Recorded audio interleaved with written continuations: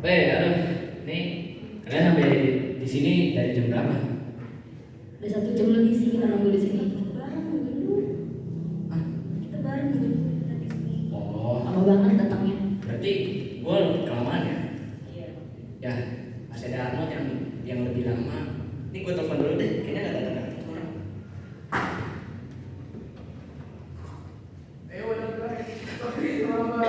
Ini dia. Baru mau gue telepon lo. Duduk.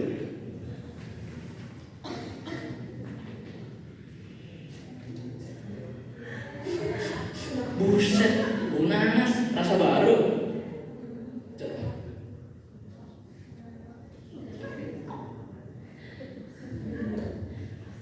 Iya, rasa baru nih, rasa nanas. Oh iya. Bikin baru. Lu udah cobain belum? Belum, buset. Lu minum. Enak, bro. Seringan rasa memang.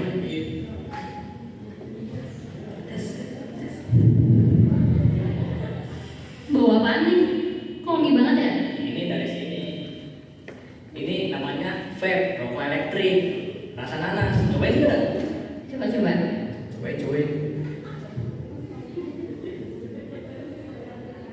Enak. Gini rasanya. Iya. Kayak keluarin parfum dari mulut. Wangi ya? Iya Wangi kan sih. ini rasa nanas sehat. Soalnya Jadi ada ekstrak nanas di iya dalam. sama ini satu lagi bisa meredakan stres. Itu dia. Keren ya rokok zaman sekarang. Mau cobain nggak? Coba deh. Cobain dong. Cemen amat lo. Apaan sih coba? Gak keren lu kayak gitu, gak keren. Cobain dulu. Udah nggak usah kita pesen minuman aja deh ya. Ya udah deh. Yuk. Saya ini mau pesen apa?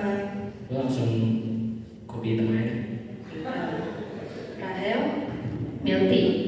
milk tea. Tadi Thai tea. Itu apa ya? Lo apa? Espresso aja kali. Ya gimana sih? Ngepot aja nggak mau, tapi lu mau bisa aja bohong. Bawel lah.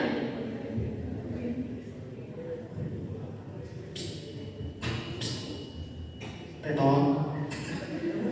Teton. Teton. Teton. Tenet.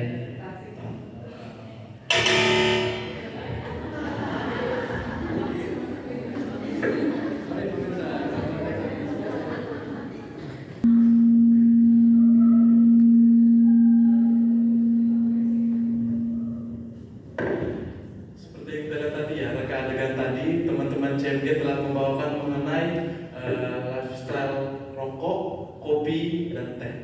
Seperti kita ketahui bahwa bukan di kalangan non-Advent doang ya, tapi di kalangan Advent ini kadang dianggap gak gaul gitu loh, kalau nggak minum kopi, nggak minum teh, gitu. Nggak gaul kalau nggak ngerokok gitu, kayak gak asik gitu loh, kayak satu circle gitu loh. Nah, kita sebagai orang Advent jangan seperti itu ya. Karena terdapat di dalam kutipan Koran yang Rohani volume 4A halaman 126, tembakau apapun bentuknya mempengaruhi kondisi tubuh, dan tembakau adalah racun yang bekerja lambat. Dan di kutipan selanjutnya masih di buku yang sama dan di halaman 128 mengatakan bahwa teh dan kopi memang merangsang, efeknya mirip dengan tembakau, tetapi pengaruhnya lebih kecil. Mereka yang mengonsumsi racun secara lambat ini. Nah, berarti bahwa walaupun teh dan kopi efeknya lebih kecil dari tembakau, tapi dua hal ini membunuh kita perlahan-lahan ya. Karena seperti kita ketahui, di dalam teh dan kopi itu mengandung kafein. Nah, kafein ini bisa merusak pelan-pelan kita, dan semakin lama kita semakin kecanduan, dan semakin kita kecanduan maka otomatis kita semakin sering membeli, duit kita semakin habis untuk membeli hal-hal seperti itu. Sementara hal-hal di sekitar kita sendiri selain teh dan kopi seperti mungkin ada kebutuhan kita yang lain bisa tidak terpenuhi ya karena kita sering membeli teh dan kopi. Nah, sama halnya dengan rokok. Kalau di jalanan sana rokok itu beragam ya range harganya, ada yang murah, ada yang sedang, ada yang mahal. Tapi satu box rokok itu isi 12 itu bisa perakiraan 20 sampai 30 ribu. Nah, mungkin dibanding dengan teh dan kopi bisa lebih murah ya, tapi jika kita pakai 20.000 atau 30.000 itu untuk membeli hal-hal yang lain yang lebih berguna seperti membeli buah, membeli sayuran, itu mungkin akan jauh lebih berguna daripada membeli kopi. Itu saja fragmen kami yang pertama, dan fragmen kedua akan dibawakan kembali.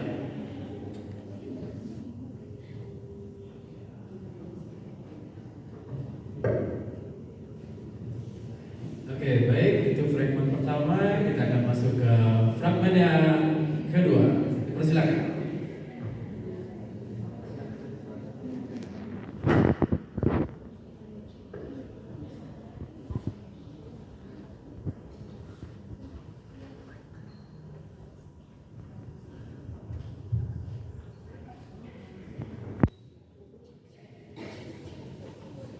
Halo teman-teman, apa kabar? Baik nih. Habis liburan ini, sudah ngapain sih? Tunggu. Not, kalau udah beres, dan not, lu kayak lemes, ketakutan, kayak nggak ada semangat, liburan. Iya, akhir-akhir ini soalnya aku sering nonton video live TikTok gitu tentang hunting ghost gitu. Oh, Aku iya. jadi takut. Ya ampun. Ngomong-ngomongin hunting ghost, gue jadi keinget nih. Gue nonton TV ya di TikTok ya.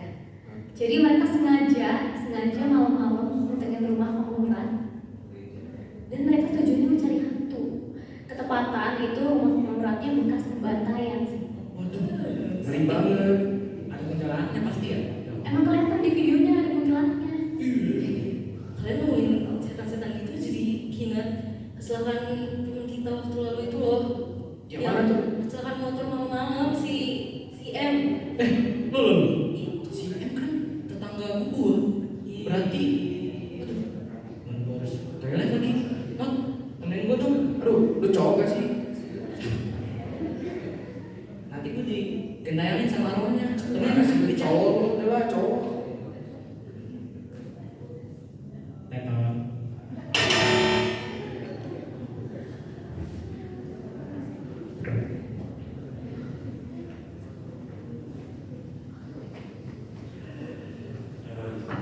Tadi sudah dibawakan oleh teman-teman CMG kami mengenai fragmen kedua, yaitu Statement of Death ya. Yang seperti kita lihat tadi, mungkin ketika kita sering scroll TikTok, mungkin ada yang live seperti penemuan hantu gitu, atau penangkapan hantu dan segala macam, atau mungkin kalau kita ngomongin series atau TV show, mungkin seperti Paranormal Activity. Nah, semacam itulah. Nah, cerita-cerita seperti itu fiksi ya. Jenisnya itu fiksi karena tidak ada dalam kehidupan asli. Itu tuh sifatnya hanya menghibur saja. Karena hal seperti itu kita sebagai orang Advent tidak percaya itu. Karena terdapat di dalam Khotbah 12 ayat 7, dan debu kembali menjadi tanah seperti semula, dan roh kembali kepada Allah yang mengaruniakannya. Lalu di dalam Kejadian 3 ayat 19, dengan berpeluh engkau akan mencari makananmu sampai engkau kembali lagi menjadi tanah. Karena dari situlah engkau diambil, sebab engkau debu dan engkau akan kembali menjadi debu. Dan selanjutnya fragmen ketiga akan kembali dijawab oleh tim CMG.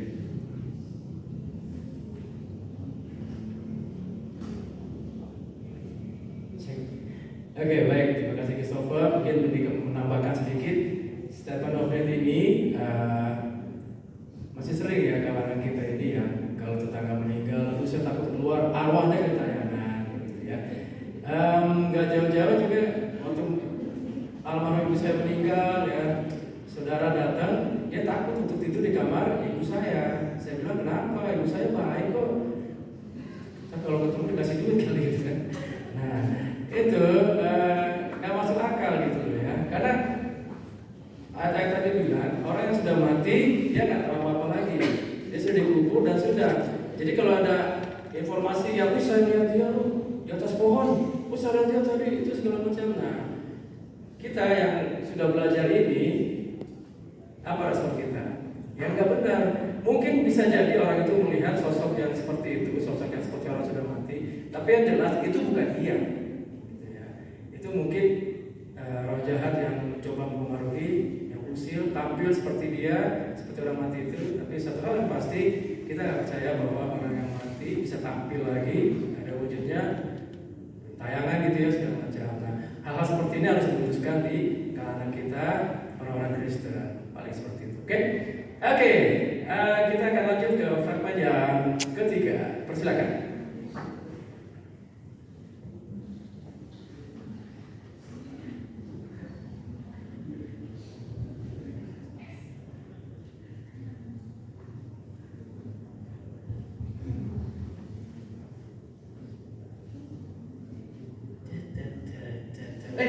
Rahel. Sam. Baik, Sam. Tahun baru gini, cair gak lo? Cair lah. Gue juga cair, lo ngeliatnya berapa? Berapa tuh? Lihat nih. Wih, gocap jadi. Iya dong. Banyak banget. Kan keluarga gue kan gini, tau lah. Lu berapa? Gue lebih banyak sih. Buset, 100 juta. Ya Jalan. Ya, gak ada apa-apa sama gua. Gua bisa pakai ini buat segala macem. Udah, gua duluan ya. Bye. Duh, juta. Kan apaan ya? Oh, gua tahu. Di Poncol ada nih yang enak-enak. Sana lah. Ciu, ciu. Nyari barang bang. Ini, gua mau nyari yang enak-enak. Sama Kinofly, apa ya? Ganja ada, cukup ada, opium ada, sabu ada.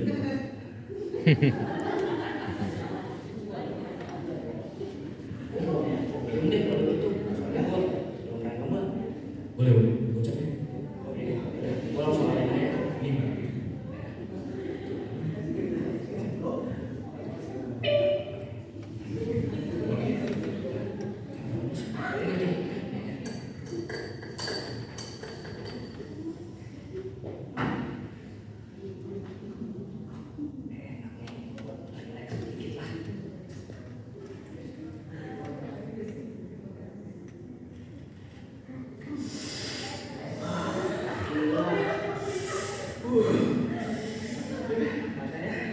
Ini enteng banget.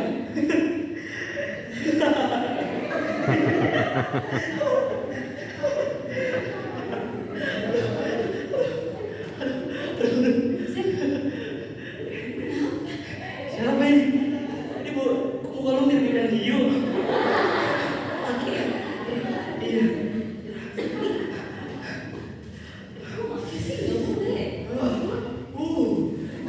Enak banget. Iya. Kenapa sih emangnya? Ini kan diri gua. Siapa ngelakuin? Suka-suka gua lah.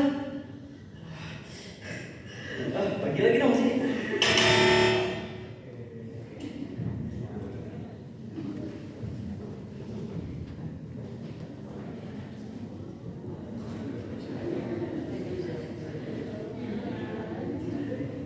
Jadi dari reka adegan ketiga bisa kita lihat ya bahwa pengaruh narkoba itu sangat buruk. Kalau tadi kalian perhatikan statement pertamanya teman kami ada yang mengatakan bahwa ya tubuh gue aja, apa yang lu yang atur gitu. Nah, nggak ada istilah kayak gitu ya. Karena di dalam 1 Korintus 6 ayat 19 sampai 20, atau tidak tahukah kamu bahwa tubuhmu adalah bait Allah, bait Roh Kudus yang ada di dalam kamu, Roh Kudus yang kamu peroleh dari Allah, dan bahwa kamu bukan milik kamu sendiri, sebab kamu telah dibeli dan harganya telah lunas dibayar. Karena itu muliakanlah Allah dengan tubuhmu. Jadi dengan ayat ini bisa kami tegaskan bahwa penggunaan narkoba itu apapun jenisnya, mau psikotropika ataupun mau obat-obatan terlarang lainnya, itu tidak ada yang menguntungkan bagi tubuh kita. Dan dengan tubuh kita yang semakin buruk, maka kita sendiri sudah melanggar ayat ini. Karena kita tidak menganggap tubuh kita sendiri adalah bait Allah. Dan rekan adegan terakhir mengenai teknologi akan kembali dibawakan oleh tim Jeremy.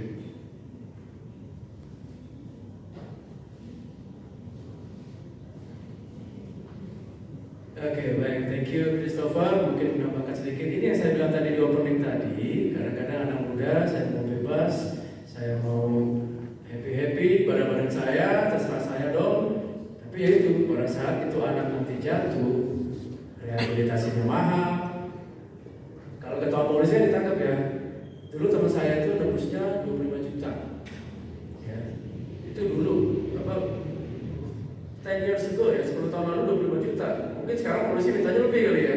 udah 10 tahun ya, untuk nebus karena ketahuan pakai narkoba segala macam. Nah, ini yang saya maksud nggak sportif gitu loh. Dia yang bikin ulah, orang lain yang ngerepotin gitu ya. Itu pun kalau sadar, kalau nggak sadar juga karena untuk saya begini itu susah sekali sadar. Ini kawan saya aja bolak-balik ditebus, habis itu rehabilitasi lagi segala macam, habis ratusan juta. Sorry itu saya nggak sembuh juga, orangnya udah meninggal sekarang. Nah ini bahayanya ya kalau kalangan anak muda nih. So parents, are you ready for this? Karena orang tua kan nggak bisa kontrol 24 jam saja anak-anak kalian ngapain segala macam. Nah ini yang fondasi ini yang perlu kita bangun terus di kalangan anak-anak muda sekarang ini. Oke, thank you. Dan fragmen yang terakhir, fragmen yang keempat, dipersilakan.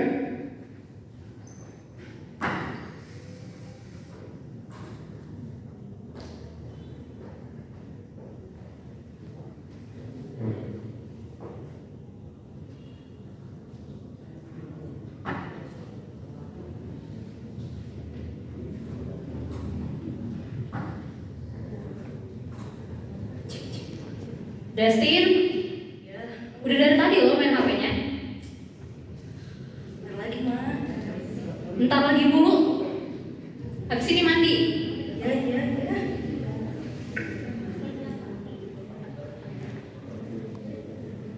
Justin, ternyata jam berapa ini? Makan dulu yuk. Nanti lah itu. Nanti aku makan. Ya, tenang. Tunggu ya.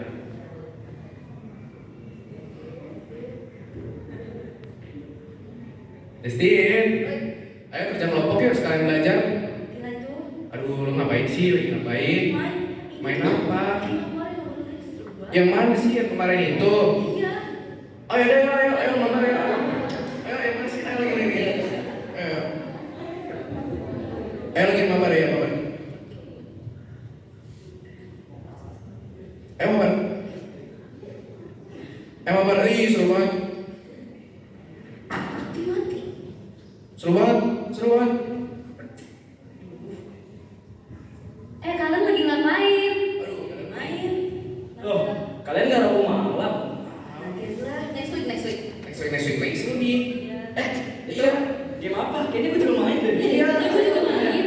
Iya, main. Ayo, Ayo, mama ya. makan. Mama.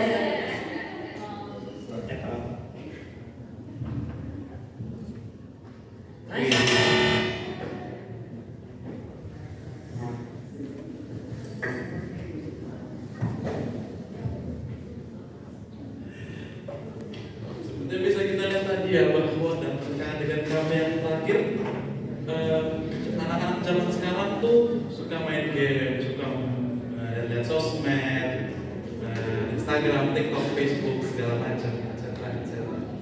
Nah, tapi tidak bisa dipungkiri sebenarnya saya tuh suka main game, saya suka main game online.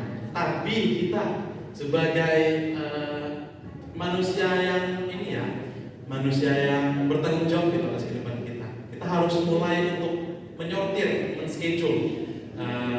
Hari ini aku main game berapa lama ya? Berapa jam ya? Hari ini aku main buka sosmed berapa jam ya? Hari ini aku nonton drama atau film berapa lama ya? Gitu. Nah, karena di dalam Efesus 5 ayat 16-17 ini berisi dan pergunakanlah waktu yang ada karena hari-hari ini adalah jahat. Sebab itu janganlah kamu bodoh, tetapi usahakanlah supaya kamu mengerti kehendak Tuhan. Jadi sekali lagi, jangan sampai hiburan-hiburan yang kita lakukan di dalam handphone kita itu mengganggu kehidupan asli kita ya. Sampai tadi di dalam kategori tadi kita bisa lihat ketika orang terlalu sibuk sama handphonenya, sekitarnya pun tidak diperhatikan. Dia tidak mengerjakan tugas kelompok maupun tugas yang diberikan oleh orang tuanya. Sekian rekan dari kami. Terima kasih. Okay, thank you Christopher and thank you all actors. Terima kasih JMG. Jadi rekan-rekan, saudara-saudara, itulah beberapa hal ya, ada 4 yang kurang lebih sering terjadi ya, umum terjadi. Tentunya ada banyak lagi yang lainnya ya, cuma kita nggak sempat lah ya bisa semalam-malaman kita di sini untuk menampilkan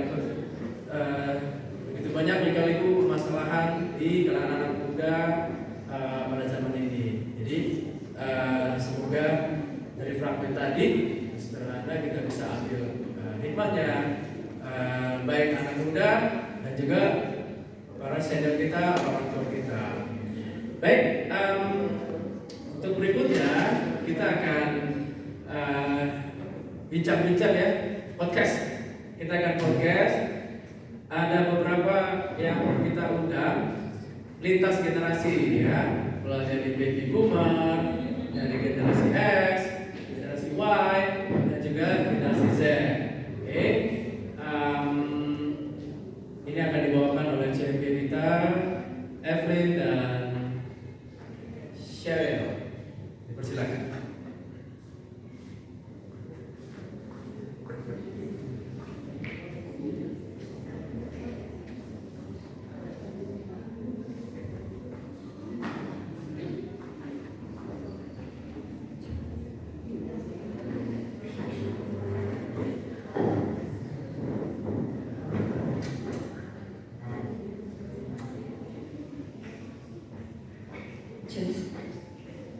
Halo semuanya, selamat datang di podcast Ngobrol Santai bersama CMD. Jadi perkenalkan, nama aku Evelyn Dan aku Cheryl, dan kita akan menjadi host dalam acara podcast Sahabat ini. Hari ini kita mau bahas topik yang super dekat dengan kita semua, baik yang udah jadi orang tua, calon orang tua, bahkan anak muda yang sedang merasakan gaya parenting orang tua. Yaitu topiknya adalah parenting liberal atau konservatif. Ini pasti seru banget, Dit. Apalagi kita akan melihat dari berbagai sudut pandang generasi, seperti baby boomers, Gen X, Gen Y, dan Gen Z. Nah, pas banget nih Cheryl, karena setiap generasi punya cara pandang dan pengalaman yang berbeda-beda soal gimana ngasih didikan ke anaknya. Boleh kita panggilkan untuk baby boomers Bapak Elsmanul Khalid, untuk Gen X Ibu Dina, Gen Y Bang Sam, dan Gen Z Bang Calvin. Silahkan maju ke depan.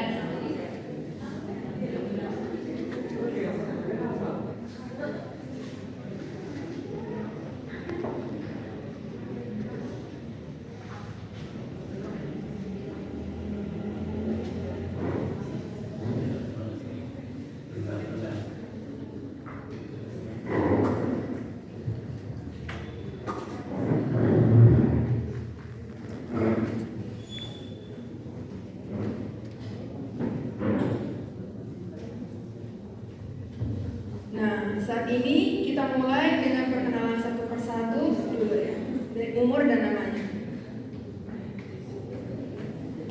Selamat sore, selamat sahabat semuanya. Perkenalkan nama saya Calvin. Saya berumur 24 tahun, mewakili Gen Z. Selamat sahabat, perkenalkan nama saya Samuel. Saya mewakili Gen Y, milenial dengan umur 31. Selamat sore, nama saya Dewi, umur saya 49, tahun depan golden ya. Saya mewakili gen apa yang kalian bilang? Iya, Gen X. Selamat sahabat, selamat sore. Saya adalah generasi sebelum merdeka. Jadi tadi kita sudah mendengarkan semua, belum ada itu pada zaman saya. Oke, kita mulai dengan pertanyaan pertama ya. Menurut generasi masing-masing, apa sih arti parenting itu? Apakah sekedar ngurus anak atau yang lebih luas dari itu? Dimulai Dimulai dari baby boomers dulu.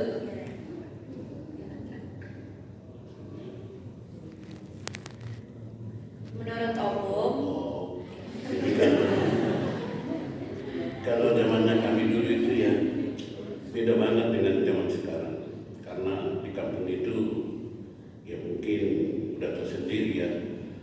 Kalau kami dulu habis keluar gereja itu memang punya teman ada 7 orang, tapi kita selalu datang ke rumah anggota untuk ya makan ubi. Habis itu baru nanti kita ke gereja, dan di gereja itu ketat juga sebenarnya.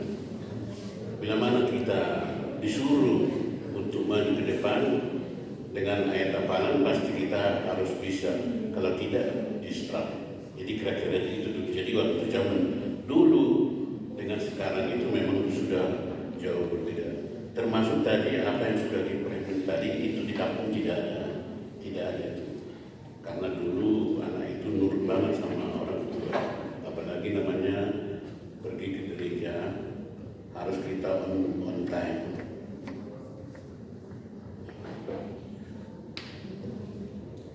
Tadi pertanyaannya gimana gaya parenting ya?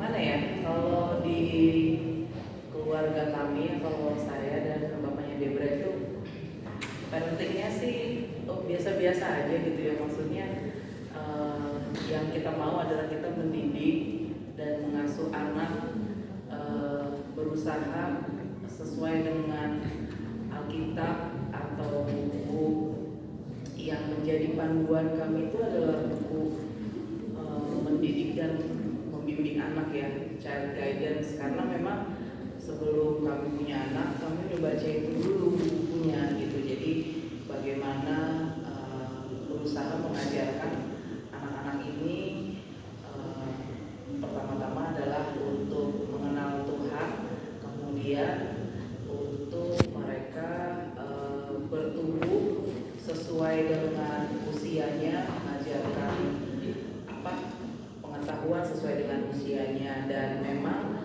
kalau di parenting kami kita ada reward dan punishment gitu ya. Jadi kalau mereka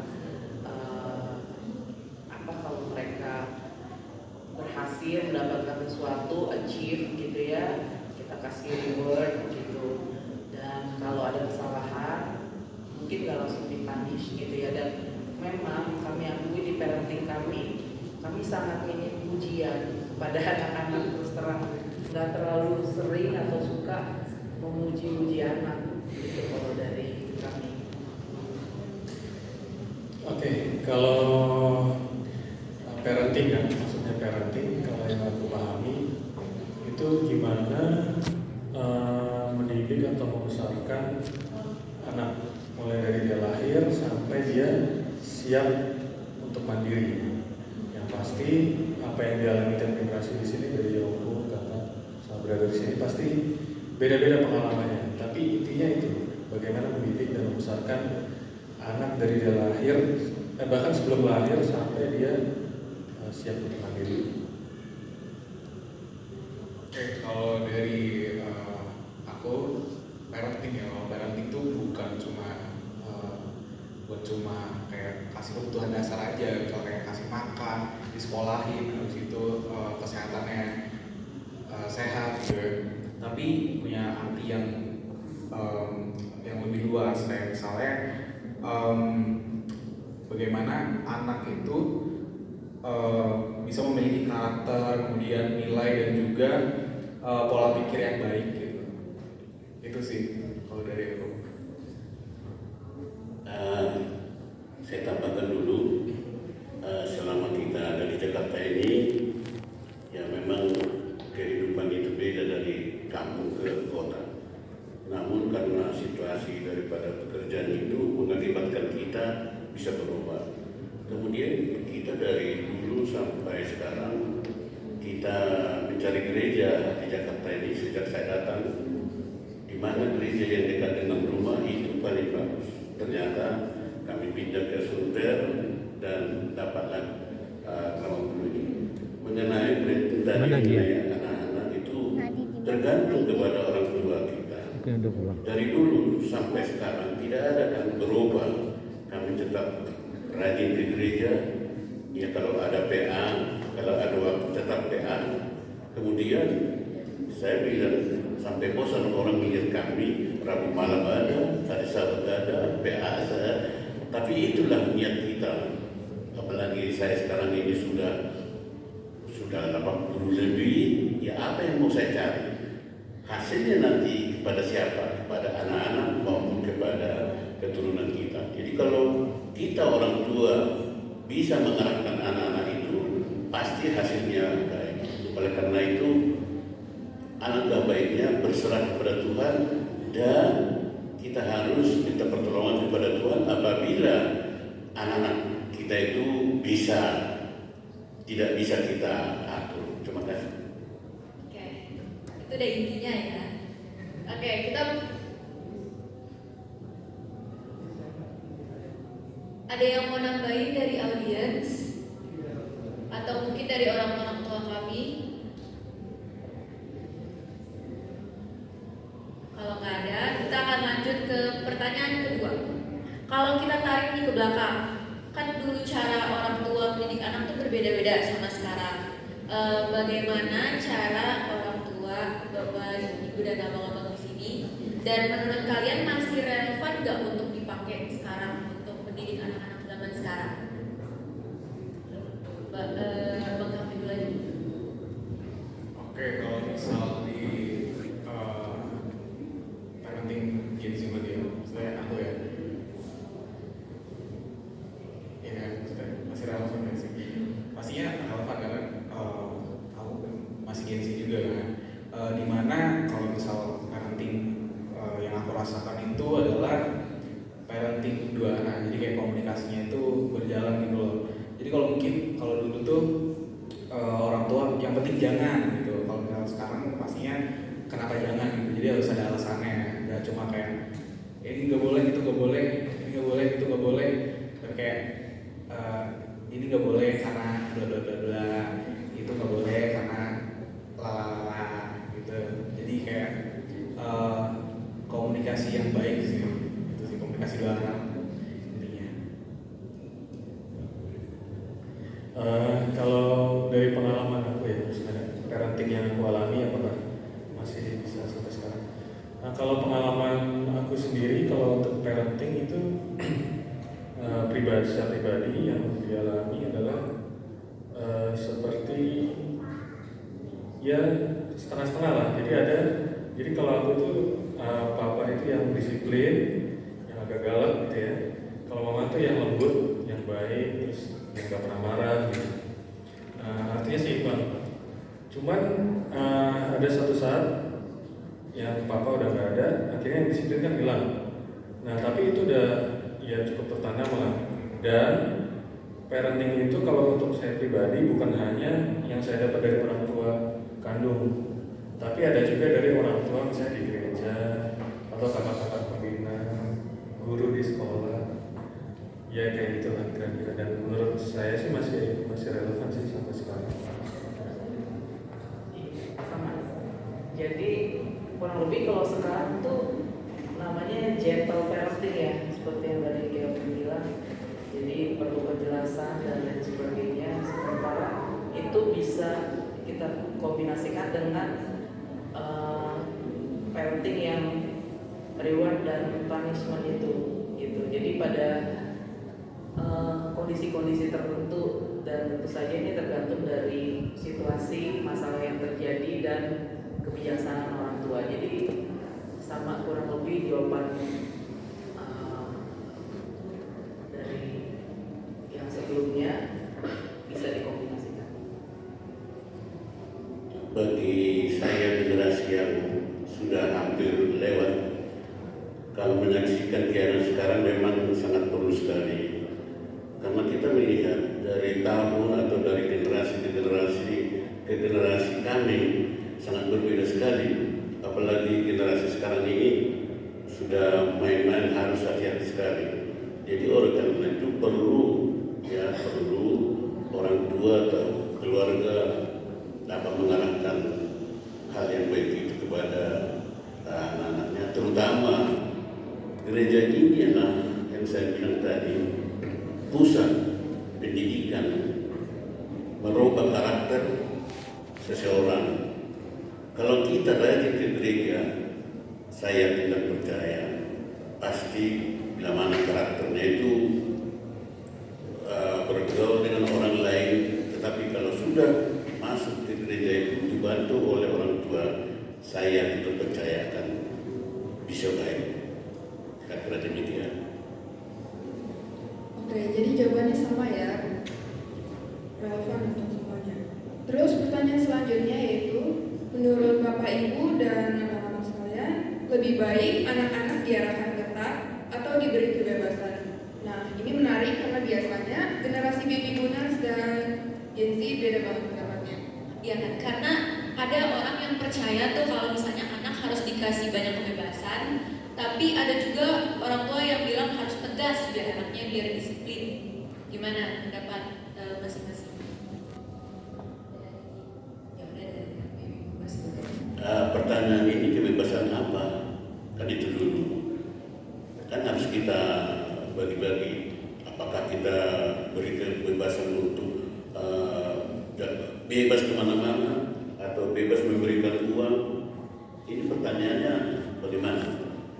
Kalau orang tua sekarang tuh ada beberapa yang aku temui, mereka tuh lebih kayak ke bebasin anaknya, yang penting kalian tanggung jawab sama apa yang kalian lakukan atau mendisiplinkan anaknya biar. Jadi kalau itu pertanyaannya bergantung kepada orang tua. Jadi orang tua ini ada kontrol kepada anak itu. Jadi kalau anak itu sudah terlalu bebas, ya orang tua harus terjun mengambil alih, jangan sampai bebas. Karena kita melihat sekarang ini ya, saya memang melihat anak sekarang ini, ya saya pribadi yang sebelum ini memang sudah zaman kemajuan. Jadi alangkah baiknya di zaman kemajuan itu memang perlu kita menyesuaikan diri, tetapi ada kontrol baik daripada orang tua maupun daripada anak itu sendiri.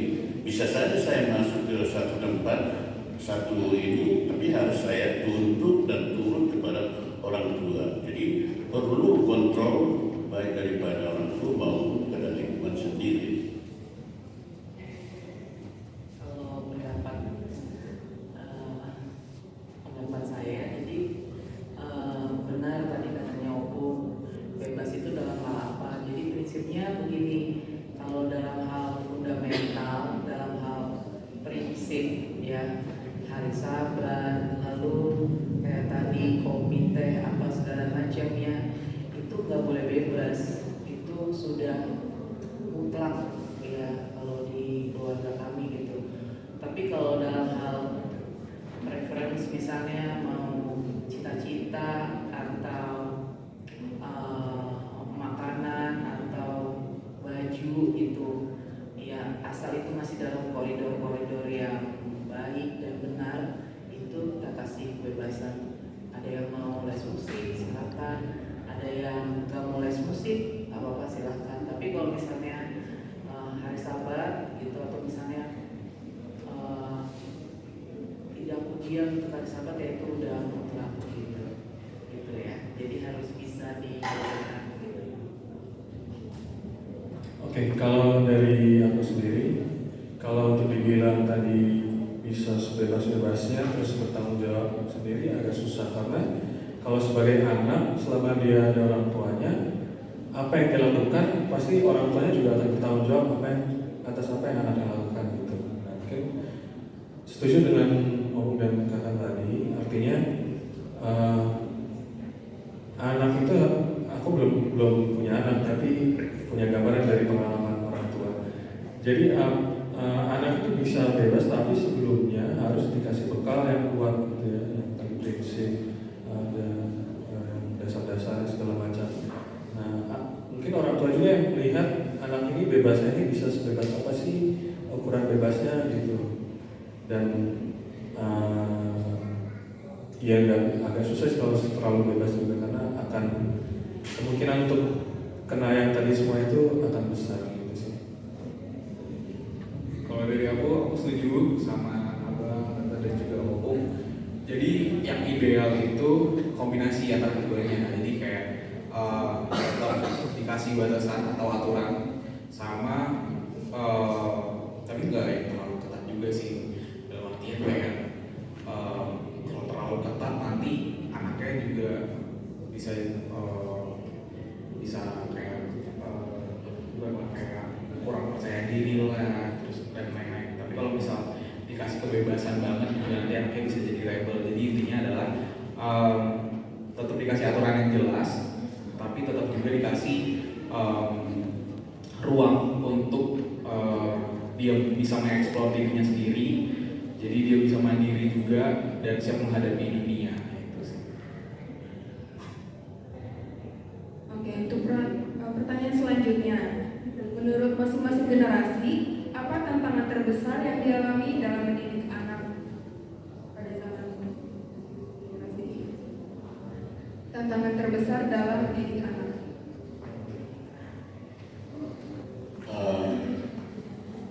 Sesuai dengan pengalaman saya dari anak yang sekolah SD, SMP, SMA sampai perguruan tinggi memang berbeda-beda. Kalau SD, SMP mungkin masih bisa dia mau tuntut, tapi mulai tingkat SMA sampai perguruan tinggi sudah melihat situasi zaman sekarang ini memang perlu kita kontrol kepada mereka itu. Jadi bagi saya memang di kota besar seperti ini untuk mengarahkan anak-anak itu memang susah. Tetapi dengan berdoa kita kepada Tuhan, minta supaya anak-anak kita itu dapat dituntut, nah itulah sebagai pegangan kita.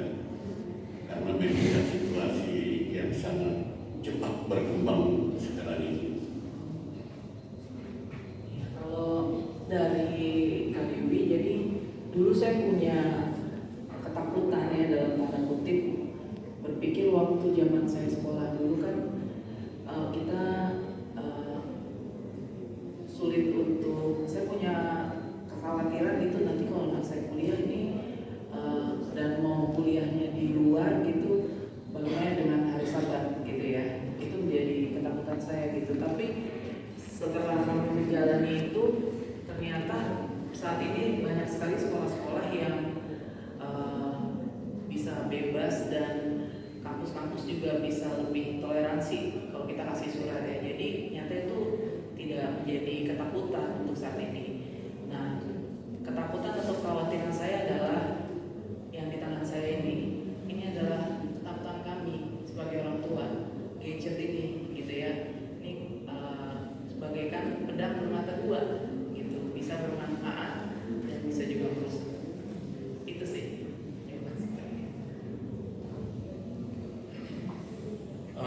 Kalau yang dari pengalaman saya, kalau yang paling berat mendidik anak, mungkin selain yang udah terdidik sampai kan itu masih alami juga, tapi mungkin juga ada juga kayak bilangnya ekspektasi yang terlalu tinggi, baik itu dari orang tua ataupun dari si anaknya. Orang tua berharap anaknya harus gini, sampai akhirnya si anak itu bisa, kok kamu enggak ya, itu agak bikin sedih anak juga tuh. Sama dari anak juga kadang menuntut mau ini dong, mau itu dong, tapi enggak, orang tua nggak terpenuhi, akhirnya anaknya kecewa. Itu aja sih, mungkin itu. Ya mungkin masih relevan juga sih sama Bang Sam ini ya, nggak terlalu jauh juga umurnya. Jadi mungkin kalau hal yang dirasain anak yang paling kerasa ya itu yang dibandingin sama anak yang lainnya, anak temannya lah atau sepupunya lah, ya begitulah. Jadi yang dibutuhin dari anak itu adalah support dari orang tua. Jadi kayak apalagi kan sekarang zaman udah berubah, udah berbeda. Kayak sekarang tuh misal kayak dari main game aja udah bisa ngasilin duit. Kalau dulu kan jangan kebanyakan main game jadi apa gitu. Cuma sekarang kan bisa jadi YouTuber lah atau apa, terus kayak streaming bisa jadi YouTuber lah. Sekarang kalau misal dulu anak ditanya mau jadi apa, menjadi dokter, jadi terus kalau sekarang anak-anak mau jadi apa, menjadi YouTuber, menjadi TikToker gitu. Cuma ya mungkin memang butuh penyesuaian lah. Jadi kayak dari orang tua harus lebih update juga dengan zaman sekarang, dengan perubahan zaman sekarang, dan juga support. Itu aja sih, support ke anak. Oke, sekarang kita ke segmen berikutnya, yaitu main pemilih cepat. Ini ada kertas, itu bisa dipilih antara pilihan 1 atau pilihan 2. Nanti cepet-cepetan.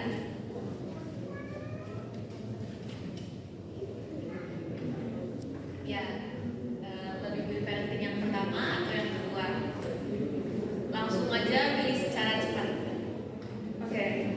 Untuk pilihan pertama, menurut kalian lebih penting anak menurut sama orang tua atau pilihan kedua anak bebas memiliki asal tanggung jawab?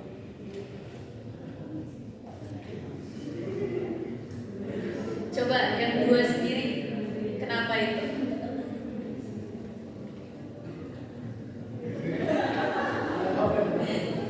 Iya, ya tadi yang udah aku bilang kalau misalnya kayak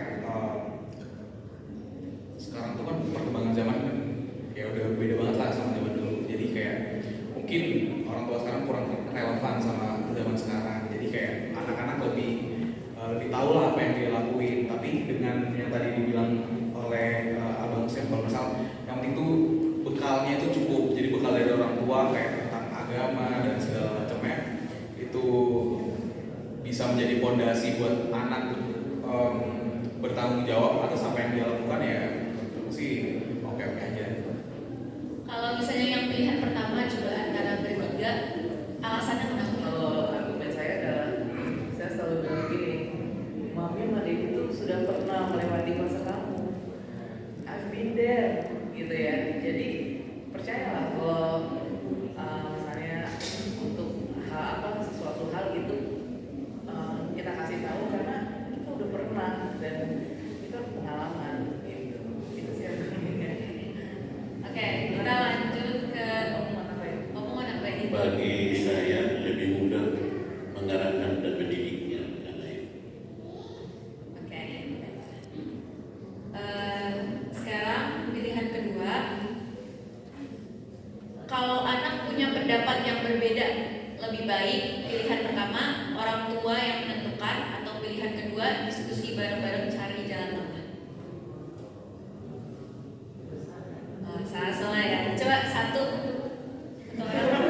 Silakan coba.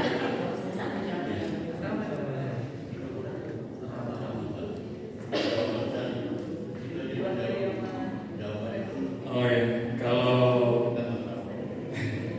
ya kenapa pilih diskusi bareng-bareng, karena ya gak bisa juga orang tua itu bikin dengan otoriter. Jadi harus ada juga mendengarkan pendapat anak. Apalagi anak kalau sudah umur-umur SMA atau udah kuliah itu kita kayaknya perlu dengar juga suaranya sih. Pendapat. Iya. Apa? Iya.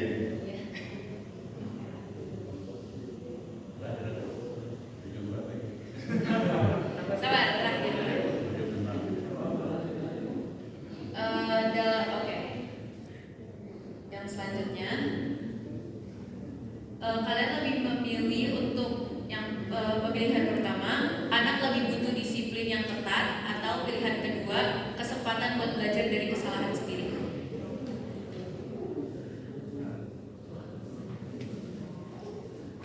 Nah, kenapa? Itu benar itu. Oke. Coba satu argumen kenapa? Jadi kalau kita terlalu tepat kepada anak itu nanti bahaya. Jadi perlu arahan dan itu aja, nggak usah jauh-jauh lah.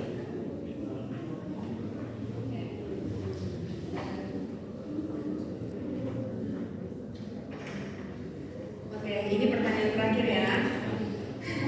Orang tua harus lebih fokus ke prestasi anak atau ke kebahagiaan dan kesehatan. Yang pertama fokus kepada prestasi, yang kedua kebahagiaan dan kesehatan. Opung satu serius. Kenapa opung prestasi? Jadi kalau kita fokus dan anak itu fokus nanti pasti hasilnya baik. Itu aja prinsip saya. Kalau dia prestasi tapi stres? Ya berarti dia melarikan diri dari kehendak orang tua. Yang satu siapa yang mau berani?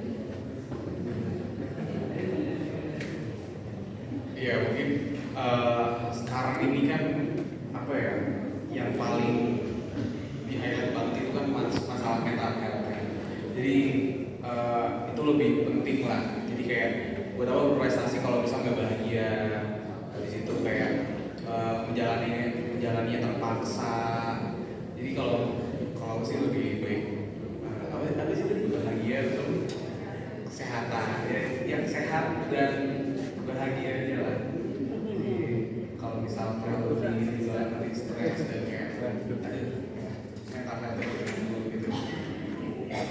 bisa ngaruh kemana-mana soalnya kayak dari mental nanti bisa kesehatan juga.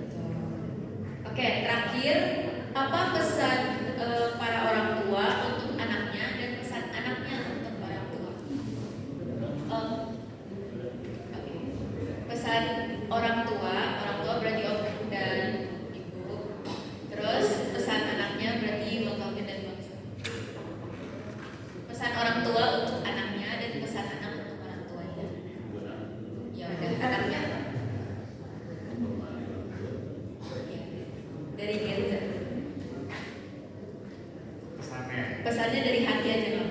Oke, pesannya ya terus ikuti perkembangan zaman, terus support anaknya, apapun yang dipilih, apapun yang dilakukan, ya di support aja, dibantu support. Jadi jangan terlalu memaksakan kehendak, tapi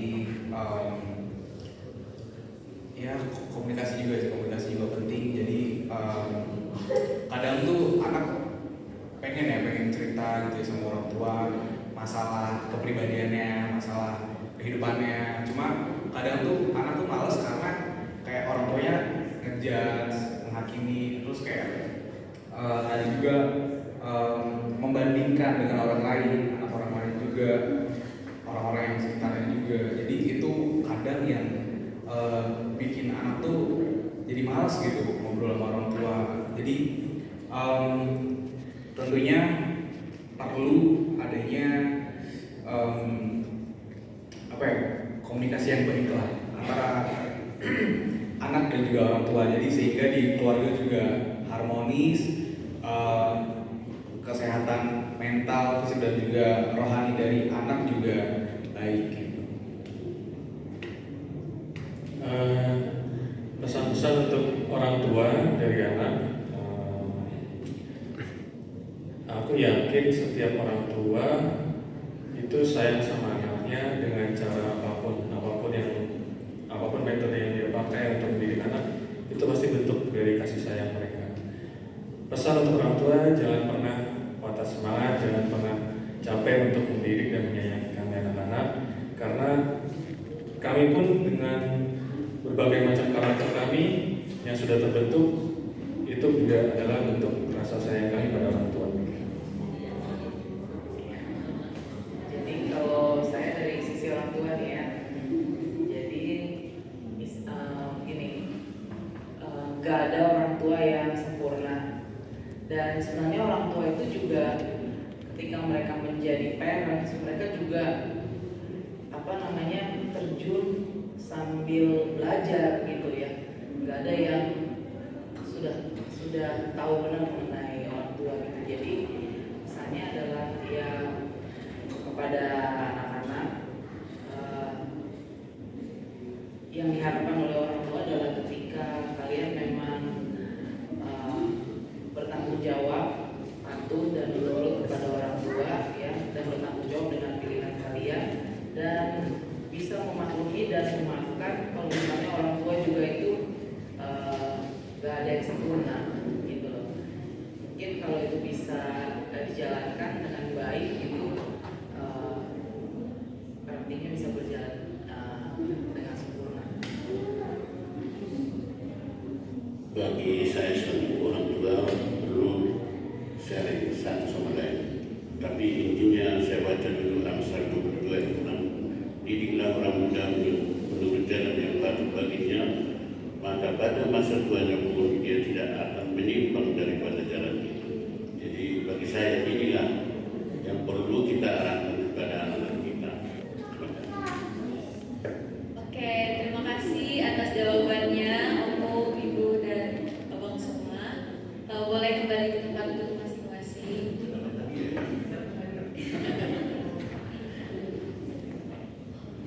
Ya, semoga obrolan kita bisa bikin semua yang dengar jadi makin paham dan bisa di-apply di kehidupan nyata. Oke, jadi yang dari kita udah dengar tadi tentang pendapat dari masing-masing generasi. Tapi itu semua nggak ada yang salah dan yang benar ya teman-teman semua. Justru itu bisa membuat kita pengetahuan kita semakin tinggi dan juga bisa kita aware lagi tentang hal-hal ini. Karena pada hakikatnya semua orang tua tuh ingin yang terbaik untuk anaknya. benar banget. Terima kasih buat yang udah dengerin podcast kita hari ini. Jangan lupa untuk tetap stay di sini karena selanjutnya kita akan mendengarkan rangkaian PL lainnya. Sampai jumpa di lain waktu. Selamat sahabat, Tuhan Yesus memberkati. Jawabannya itulah parenting, ilmu yang tidak ada habisnya, lintas zaman. Mungkin sebagai ya, mungkin secara prinsip nggak bisa ditawar ya ilmu parenting itu ya. Artinya tadi yang Kak Dina yang saya dapat itu mengenai sabar, makanan, apa segala macam. Itu kalau hal yang prinsipal itu hal yang tidak bisa ditawar. Mungkin hal-hal lainnya lintas zaman, beda zaman, mungkin dari baby boomer ke Z jauh sekali perbedaannya ya. Dulu belum ada internet, sekarang ada internet. Ya ini dia generasi muda menyulam cahaya menjadi terang. Bagaimana kita mau menyulam? Mulutnya menyakit ya. Generasi muda ini agar menjadi cahaya, bukan menjadi gelap, bukan menjadi sumber masalah, bukan menjadi troublemaker di lingkungannya, di keluarganya, di manapun dia berada. Nah, so untuk itu perlu sinergi yang cukup baik ya dari kalangan orang tua dan juga dari anak-anak muda. Orang tua sudah mengarahkan, kalian pun harus simak, begitu juga anak ke orang tua. Jadi saling ya, jadi saling. Itulah proses dari menyulam cahaya ini. Karena kan semoga acara ini bisa berguna untuk kita semua, orang tua, kaum anak-anak, untuk kita semua di sini. Baik, demikianlah acara PA yang bisa kami bawakan. Yesus, amin.